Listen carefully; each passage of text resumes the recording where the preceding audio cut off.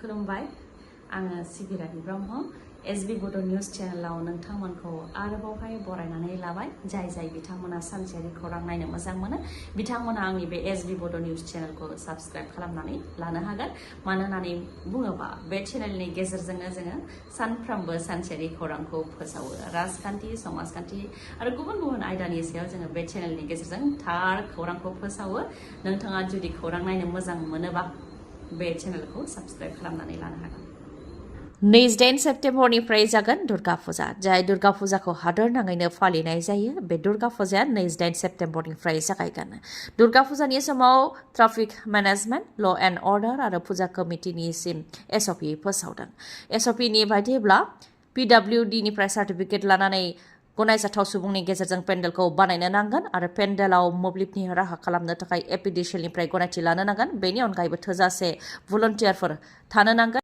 पेन्डेलनि सिङाव हाबग्रा आरो ओंखारग्रा गुबुन लामा थानो नांगोन पेन्डेलनि सोरगिदिं 500 मिटारसिमाव जेबो दखान बा गला थानो मोननाय नङा सीसीटीवी केमेरा थानो नांगोन असिनि गेजेरजों सार्कल अफिसारनिफ्राय गनायथि लानाय जानो नांगोन दुर्गा फुजानि मुर्तिया प्लास्टिकनि बानायनाय जानो मोननाय नङा जायनाखि 2 अक्ट'बराव विजया दशमी बेनिखायनो एसडीआरएफनि नावखौबो थागथियारि खालामखानाय जादों फिसा पेन्डेलनि थाखाय सा 25 आरो गेदेर पेन्डेलनि थाखाय सा 50 भलन्टियारफोरा थानो मोनगोन हजाय जिल्लानि थाखाय बे एसअपिखौ फोसावदों प्रशासना प्रमद बर'आ बिसायख'थिनि थाखाय होनाय नमिनेशनाव गावनि धोन सम्पथिखौ दोनखुमानायनि गेदेर अजद सिखांदों आयेन बायदियै नमिनेशन होनायाव जेरै डकुमेन्ट बिदों बेफोरखौ होनो नांगौ जेबो दोनखुमानो मोना जुदि दोनखुमायोब्ला रिप्रेजेन्टेशन अफ द पिपल एक्ट 1951 नि आयेन बायदियै नमिनेशना केन्सेल जानायजों लोगोसे जेलबो जानांगौ प्रमद बर'नि सायाव बे गेदेर अजदखौ लाबोदों दावराव देख्रेब नार्जारि बिथांजों लोगोसे ट्राइबेलनि माखासे दैदेनगिरिफ्रा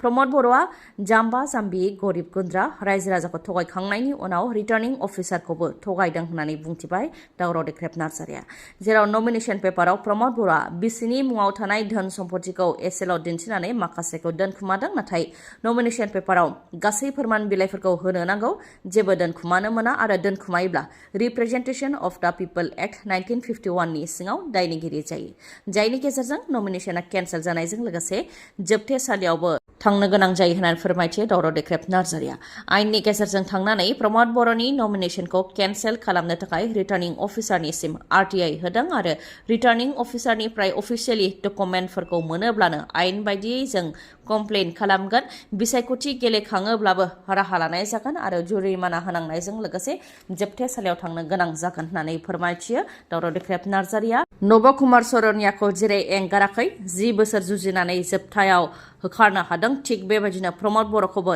एंगारा होखारथारगोन आरो प्रमद बर'आ बारग'नाय नङा होननानै बुंथियो दावराव देख्रेब नार्जारिया रङियायाव मोनगु जायगायाव प्रमद बर'नि बिसिनि मुङाव थानाय धोन सम्पथिफोरखौ दोनखुमानाय जादों बेफोरनि मादाव 10 एप्रिल 2023 आव 1 काटा 4 लेसा हा बायदों बे एखे अक्ट'आवनो 14 लेसा हा बायदों 27 जानुवारि 2021 आव 4 काटा हा बायदों बेबायदिनो 504 दाग नाम्बाराव 1 काटा 4 लेसा हा 450 दाग नाम्बाराव 3 काटा 6 लेसा हा 1 डिसेम्बर 2023 आव 13 लेसा हा बिसिनि मुङाव बायदों जायखौ नमिनेशन होनायाव दोनखुमानाय जादों होननानै फोरमायथियो दावराव देख्रेब नार्जारिया उत्तराखन्डनि देहरादुनाव फिन जोमै बेफ्रुसारनायनि जाहोनाव गोबां रोजा अखा हानायजों हा गिसिगानाय जाथाय जादों बेनि अनगायैबो लामा सामा न' बां गला बायदिफ्रा बायनानै थेर बेथेर जानो गोनां जादों गारि मटर बायदिफ्राबो दैजों बुखारलांजानो गोनां जादों जाय जाथायाव दासिम सा 15 सुबुङा जिउ खोमानो गोनां जानायखौ रिपर्टआव मोनदों आरो गोबाङानो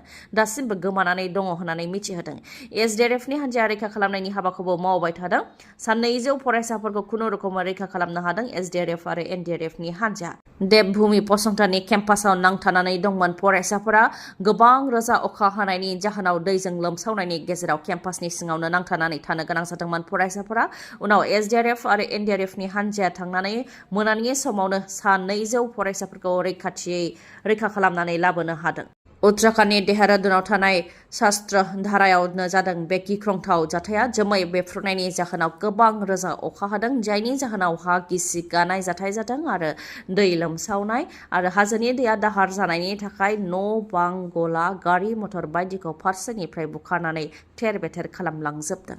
बेनि अनगायैबो हिमाचल प्रदेशआवबो गोबां दैबाना जादों। गोबां रोजा अखा हानायनि जाहोनाव दैबाना जादों। हाजोनि दैया दाहार जानायनि थाखाय बेबादिनो लामा सामा, न' बां, गारि मटरफोरखौ फारसेनिफ्राय बुखारनानै लांदों हिमाचल प्रदेशआवबो।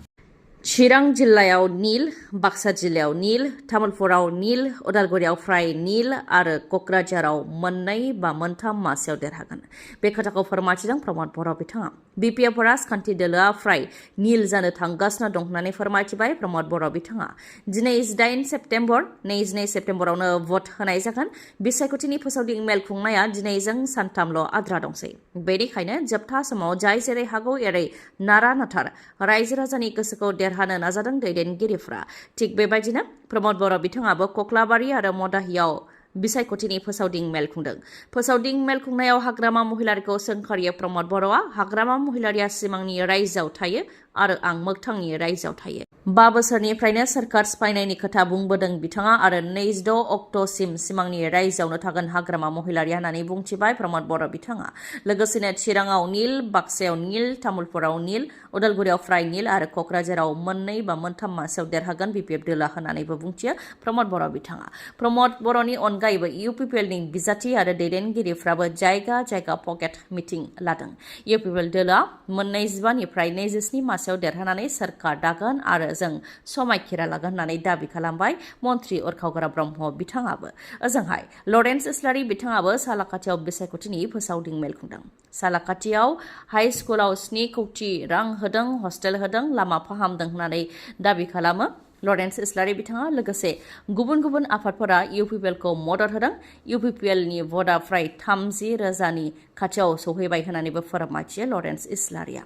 बिजेपिनियाबो सिगांनि बिजाथिखौनो होनायनि थाखाय बिजेपिनिया दुखु मोनदों, जायनि थाखाय इउपिपिएलआव जयनिं जाफैगासिनो दङ। बेराफारसेथिं बिपिएफनि बिजाथि देरहासार बसुमतारिया 10 बोसोर EM जाबाय आरो 5 बोसोर MCLA जाबाय। बिथांनि खामानि मावनायखौ रायजो राजाफ्रा नुबाय। जेबो फसंथान बा मोजां हस्पिटाल बानायाखै होननानै फोरमायथियो लरेन्स इस्लारि बिथाङा। चन्दन ब्रह्मआ इउपिपिएलनिबो भट मोना, बिपिएफनिबो भट मोना। 10 निफ्राय 20,000 फारागथिजों जेनगोन। बेनिखायनो मान सन्मान रैखा खालामनो थाखाय सारेन्डार जानाया गाहामसै।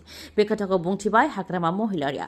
मख'नो गोनांदि हाग्रामा महिलारिया काजलगांव आरो धनसिरि बियाबाव बिसायख'थिनि फोसावदिं मेल खुंदों। जेराव काजलगांव बियाबाव फोसावदिं मेल खुंनानै बिजाथि चन्दन ब्रह्मनि सायाव गाग्लोबो हाग्रामा महिलारिया।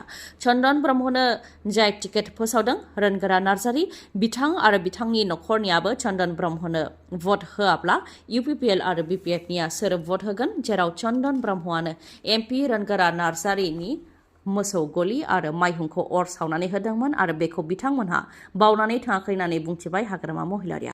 बेनिखायनो चन्दन ब्रह्मआ गावनि मान सन्मानखौ बासायनो थाखाय सारेन्डार जानाया गाहाम होननानै बुंथियो हाग्रामा महिलारिया। हाग्रामा महिलारिनि अनगायैबो धनसिरि बियाबनि बिजाथि प्रेस मोसाहारि बिथाङाबो इउपिपिएल दोलोनि सायाव गाग्लोबो। आलारि सोरां बिथांखिनि मुङाव नंखाय चेक होनाय आरो नंखाय अन्थाइ खाम्फा गायसननायानो इउपिपिएलनि जेननायखौ इसारा होयो होननानै बुंथियो प्रेस मोसाहारिया। दिनैनि सानाव रायजो राजाया इउपिपिएलखौ फोथायला। 5 बोसोर थगायनाय आरो जाख्ल'नायखौ रायजो राजाया बुजिबाय होननानैबो बुंथियो बिजाथि प्रेस मोसाहारिया। ओजोंहाय दुर्गा दास बर'आबो बिपिएफ दोलोनि जानानै दासान्दि गोख्रोङै बिसायख'थि फोसावदिं मेल खुंनायाव मुखुब जादों। बिपिएफआ मोन 80नि बांसिन रादाय होदों, बेनि मादाव 5 गेरेन्टि होदों होननानै फोरमायथियो। जायनि थाखाय बिपिएफ दोला देरहागोन होननानै दाबि खालामो। इउपिपिएल सोरखारा 4 कौटि रांनि बिजाब बायनानै जाख्ल'दों। गं 26 कलेजनि मादाव गंसेबो कलेजखौ सोरखारि खालामनो हायाखै। LPनिफ्राय हाइ स्कुलखौ सोरखारि खालामनोबो हायाखै होननानै बुंथियो दुर्गा दास बर'आ। बिटिसि सोरखाराव जाख्ल'नाय आरो रां हरनायखौ बाहायनो हायैखौ बिटिसि बिसायख'थि फोसावनायनि गुबै आयदा खालामदों गिबि मन्त्रि डक्टर हेमन्त बिश्व शर्मा बिथाङा। डक्टर हेमन्त बिश्व शर्मा बिथाङा जमदुवार आरो पर्बतझारायाव बिसायख'थिनि फोसावदिं मेल खुंदों मैयानि सानाव। दानि बिटिसि सोरखारखौ गाग्लोबनानै बिसायख'थिनि फोसावदिं मेल खुंदों गिबि मन्त्रि बिथाङा।